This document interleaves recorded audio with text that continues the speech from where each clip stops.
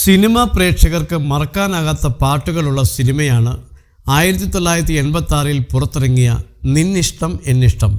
ഇളം മഞ്ഞിൻ കുളിരുമായി എന്ന ഗാനം ഏവരെയും ആഴത്തിൽ സ്പർശിച്ചു. അനശ്വരമായ ഈ ഗാനം ഒരുക്കിയത് സംഗീത സംവിധായകൻ കണ്ണൂർ രാജനാണ്. ആലപ്പി അഷ്റഫാണ് നിന്നിഷ്ടം എന്നിഷ്ടം എന്ന സിനിമ സംവിധാനം ചെയ്തത്. സിനിമയിലേക്ക് കണ്ണൂർ രാജൻ്റെ പാട്ടുകൾ എത്തിയതിനെക്കുറിച്ച് സംസാരിക്കുകയാണ് സംവിധായകനിപ്പോൾ.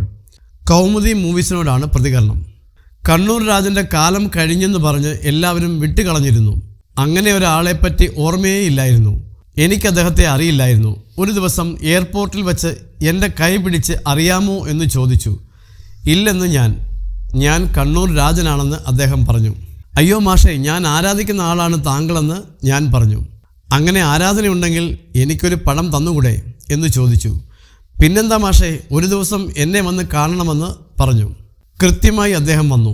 അങ്ങനെയാണ് നിന്നിഷ്ടം എന്നിഷ്ടം സിനിമയിൽ കണ്ണൂർ രാജൻ സംഗീത സംവിധായകനായി എത്തിയതെന്നും ആലപ്പി അഷ്റഫ് വ്യക്തമാക്കി.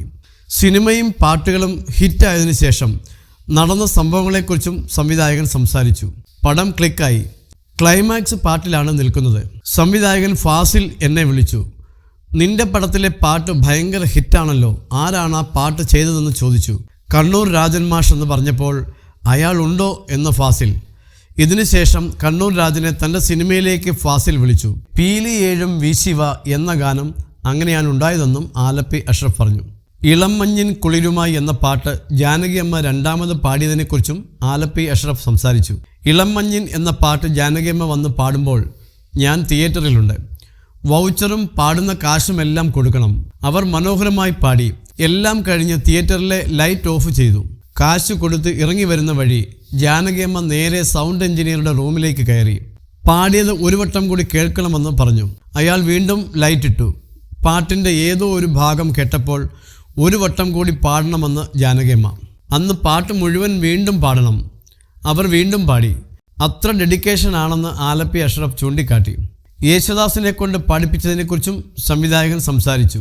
ഇതിനകത്ത് മോഹഭംഗ മനസ്സിലെ എന്ന് യേശുദാസ് പാടുന്ന ഭാഗമുണ്ട്. അദ്ദേഹം പാടിയ മുഴുവൻ പാട്ടിന് നേരത്തെ പണം കൊടുത്തതാണ്. യേശുദാസ് അത്രയും പാടിയാൽ വീണ്ടും പ്രതിഫലം നൽകേണ്ടി വരുമെന്ന് കണ്ണൂർ രാജൻ പറഞ്ഞു. അത് നിയമമാണ്. ദാസേട്ടൻ നിന്നങ്ങ് പാടി. പുള്ളിക്ക് ഭയങ്കരമായി ഇഷ്ടപ്പെട്ടു. പൈസ വേണ്ട മോനെ എന്ന് ദാസേട്ടൻ.